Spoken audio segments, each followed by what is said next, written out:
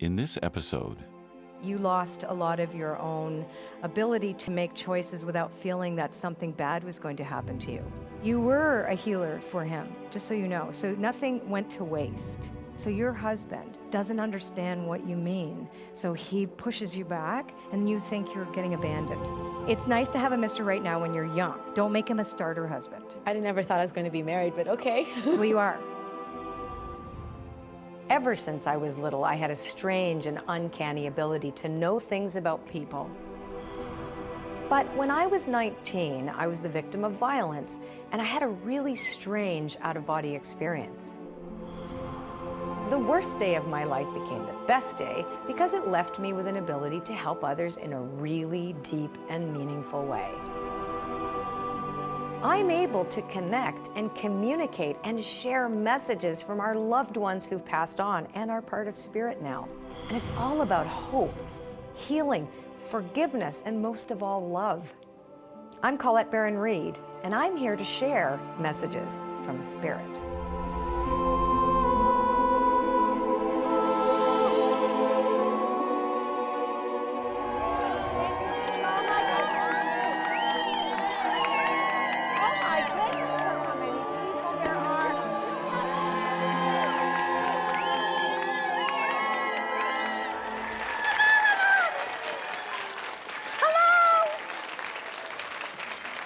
I would like to come to this lady back there. Your mom has passed? Yes. Yes, okay. So, all right, she's showing me a house. Did you have purple flowers in your bedroom, wallpaper? She always wallpapered everything. Okay. It was awful. She's apologizing for being so critical and very controlling with you. You weren't allowed to have your own choices. Consequently, as a result of that, you lost a lot of your own ability to make choices without feeling that something bad was going to happen to you. Yeah, Yeah. She was abusive. Yeah, so... And so, yeah, both my parents. Both your parents, yeah. Your father's passed as well. Yes. Yeah, so we'll get to him in a second. They didn't know what they were doing. Your mom particularly was so scared of making mistakes. I think one of the reasons she's showing me how she constantly redecorated was because she had so much shame that she carried. So it was like if she could make it look a certain way, and it made you look a certain way, made the family look a certain way, be a certain way, that it would be all okay. She was so scared of being found out and not being what she showed. You understand this? Oh, absolutely. And she is so sorry that you were raised in that environment, because as a result of that, you didn't know how much she wanted to love you. She just couldn't. And so she thought by forcing you to be a certain way was to protect you, and it didn't work. So she realizes that that was a mistake, and she's really sorry. She comes through a lot and tells me that. People come up to me all sorts of places and say, your mom's really sorry. But here's the thing. Here's Great. the thing about that. It's not so much her apology. It's so much that the acknowledgement that you've been affected by this behavior. And so the apology is not as important as what you do with the information, right? It's really about, okay, so I have been affected by this, and I've been abused by a man who was just abusive, to be honest with you. I think your dad, I'm connecting to him more like through your mom, more like she was afraid of him. Your mother was terrified of your dad. So you still are carrying some of the anger and some of the disappointment, and so that's why they keep coming through to you. It's not for you to forgive them, but for you to let go. For you to let go what makes you feel stuck, because you don't have to see the world through that lens. It was never yours to begin with. This is a lens you were given to look through. This is not your world anymore. Do you understand this? You are making some empowering choices right now, things that you would rather do. And it's very scary for you to move out of that box, right? That box that you've been in, to do something that's more passionate and true for you and authentic for you. Authenticity came with a big price for you. Yes. Does that make sense? Absolutely. They want you to know. Your mom, again, your mother wants you to know how proud she is, because you are doing something now she did not ever get the chance to do, which was to make a choice to do something authentic, where it may not be supported by everybody else, but it's something that you really want to do, and you have to do it. This is your year to do it in. yeah, whatever happened to me, You have changed it, I didn't let it happen again. and it won't happen anymore. But you still now have to be that person to walk outside your own box, and that's how. And you know that it's calling you right now. Oh, yeah, absolutely. Yeah. It's been like that for a little while. Thank you for letting me do this for you. Thank you. Wow. All right. Thank you. My mother died 14 years ago from pancreatic cancer. This was an amazing experience. She honed in on me, and I was in the back row, and brought up things like wallpaper. How many people have ever known that? My mother was just a wallpaper fanatic. She brought up things about my mother saying she was sorry for how she treated me, and I did have a very abusive childhood, and how she was very critical, and how things have caused that to happen in my life, to have things like anxiety in my life. Honestly, people have come up to me in the streets and all kinds of places telling me my mother says she's sorry, so I think she's pretty sorry. Coming up, Jennifer connects to two loved ones on the other side. Another one of my close friends, her dad passed. He was kind of like a dad to me.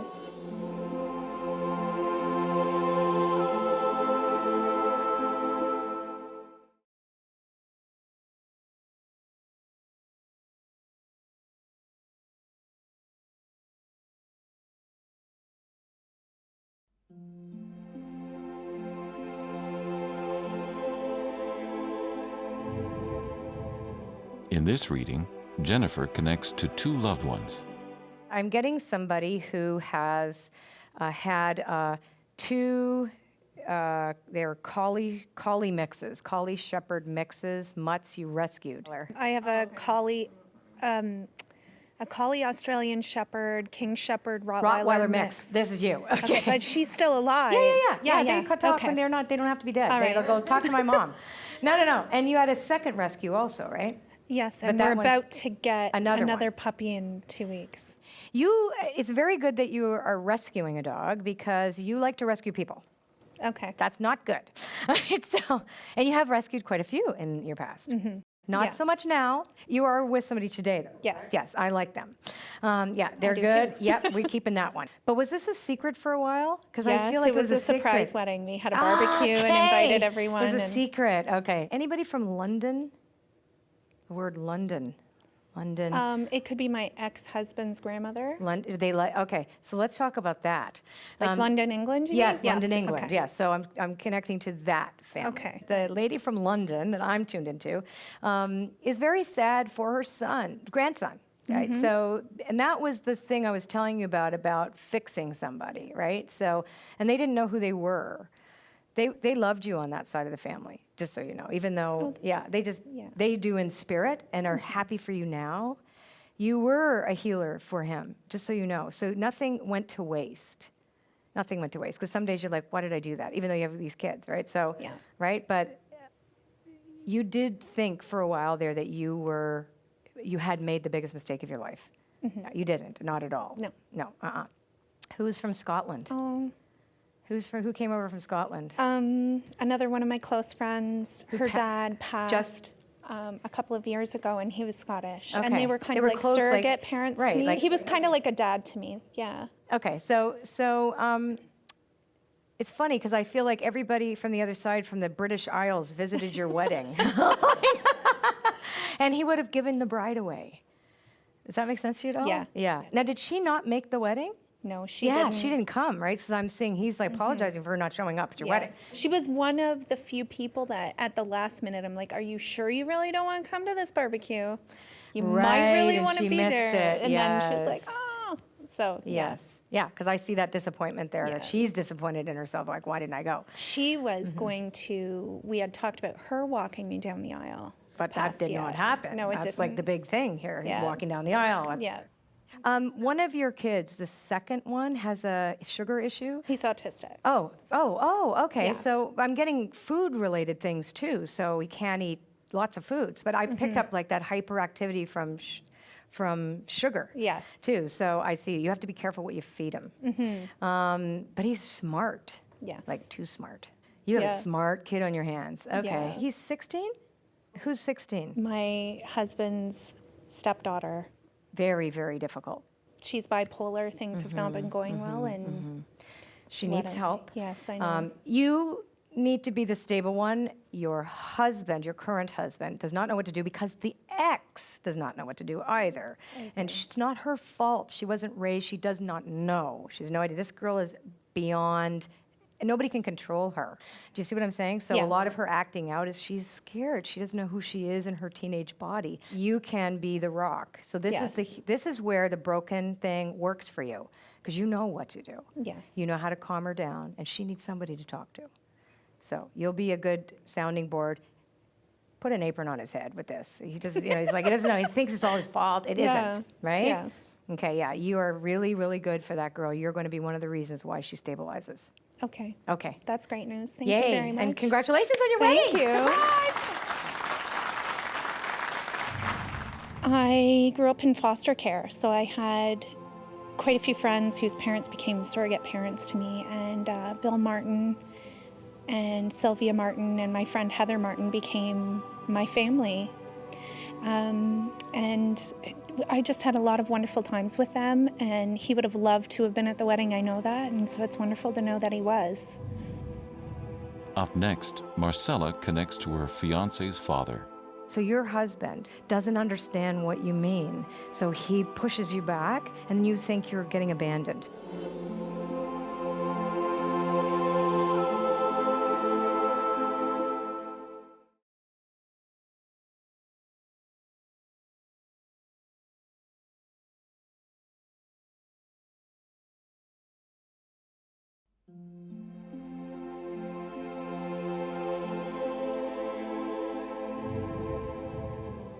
In this reading, Marcella connects to her fiancé's father.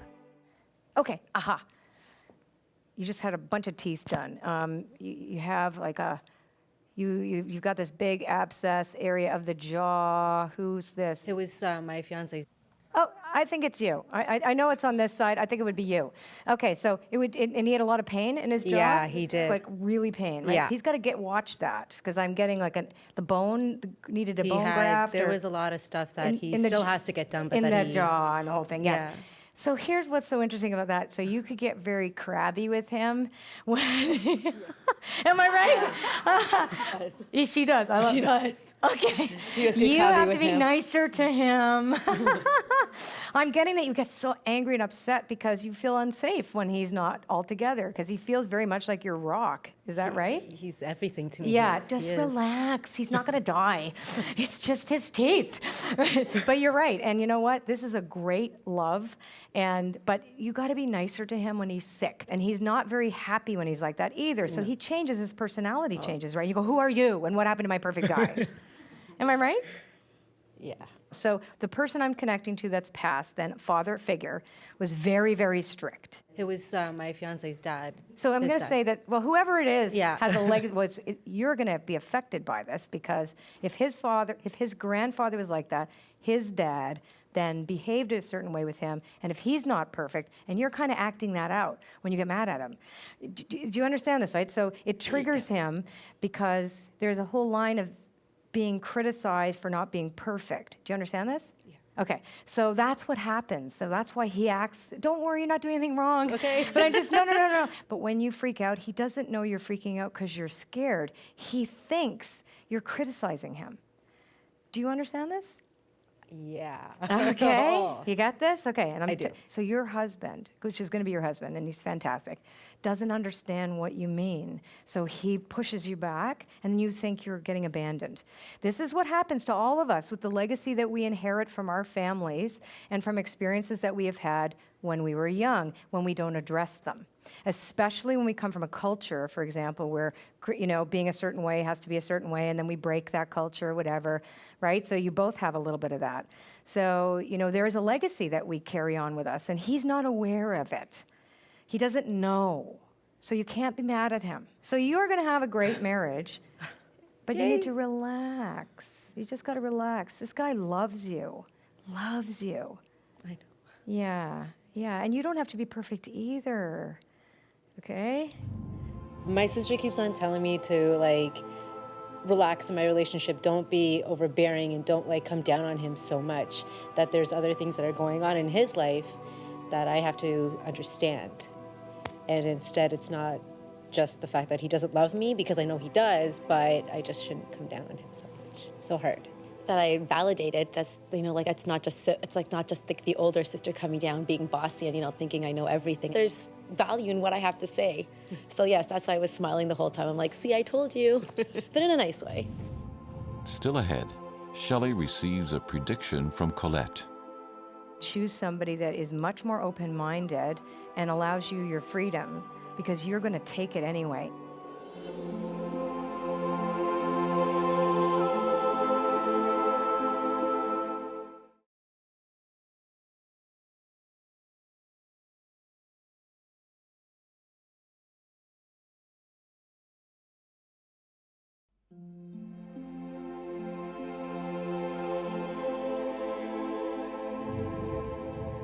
In this reading, Shelley receives a prediction from Colette. Now let's talk about you. You haven't met the right person yet. So there's somebody that I kind of see. What, you said that to her too? Arabic? Right? You told her the same as I'm saying here. You can have fun. Mr. Right now is okay. Mr. Right is not. Okay?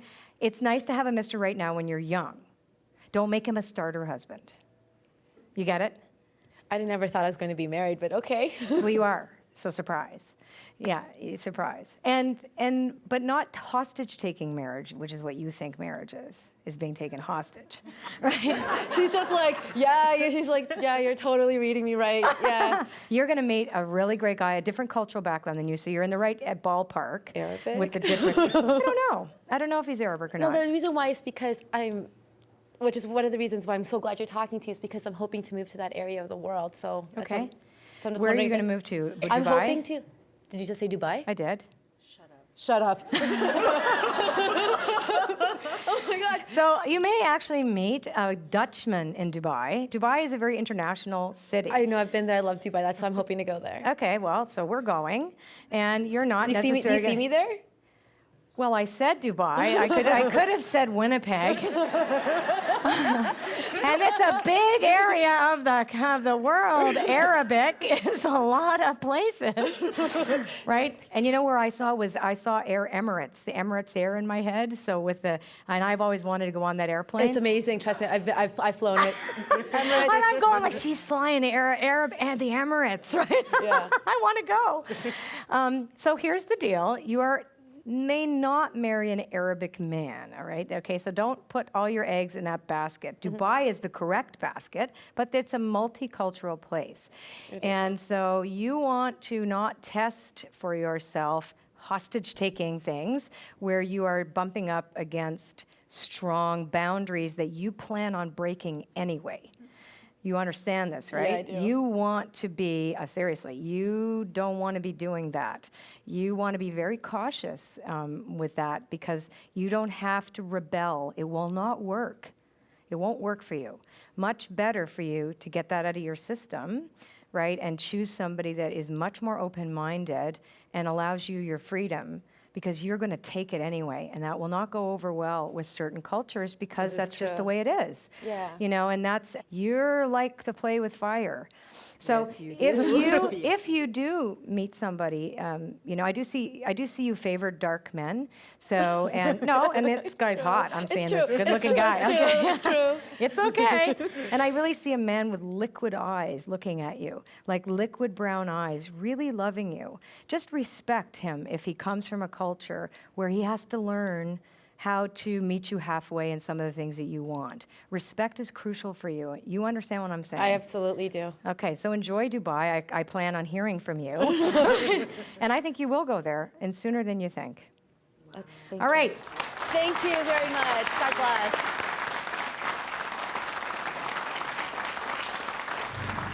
My life is kind of turbulent, and I just needed some guidance. I kind of know what I wanted to do with my life and where I wanted to go, and this is just confirmation of, you know, like what I want in my life is what should happen with what's going to happen. I want to move to Dubai because, well, I used to live in Doha and I traveled there a lot, and I've just always wanted to live there. It's a magical place. It's incredible. It's insane. It's amazing. And I just always seen myself, like whenever I see myself in the future, I always see myself there. You know, I was surprised because I have a certain type, and then when she described the person who I'm going to meet, he doesn't fit that profile, but life is strange, like it comes up with all sorts of crazy punches and turns. So I was just like, ooh, I was taken aback, but happily so. I communicate with loved ones who have passed in order to bring through their messages, because until we're willing to face our old stories, they'll continue to have power over us. Our loved ones want to make sure that we live our lives to the fullest. So until next time, I'm Colette Baron-Reid with messages from Spirit.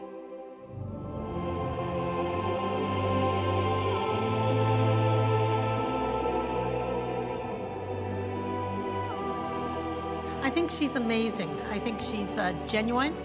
I think she's talented. And I think she's a loving person.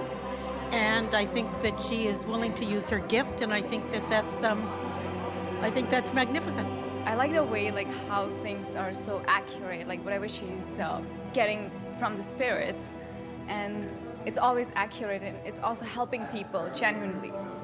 I thought the show was exactly what I expected. It was really awesome and worth coming to. I enjoyed it. I really enjoyed it. I was surprised. I was surprised at the accuracy. I think it's really good. I think Colette is so relaxed. It makes it really enjoyable. Colette is amazing. The people that come through to her and the messages that she presents to the other audience members, it's very emotional. You can see healing happening. It's been terrific. But I just found it really fascinating how the spirit comes through and how there's different messages and how it really is like a piece of a puzzle that you have to put together and just see who it's directed at. And I think it's wonderful for people to have closure, to have messages from their loved ones. I think that's really important to go on and know that they're still with us. I think she can be really bang on, and she did an amazing job, and I will be coming back.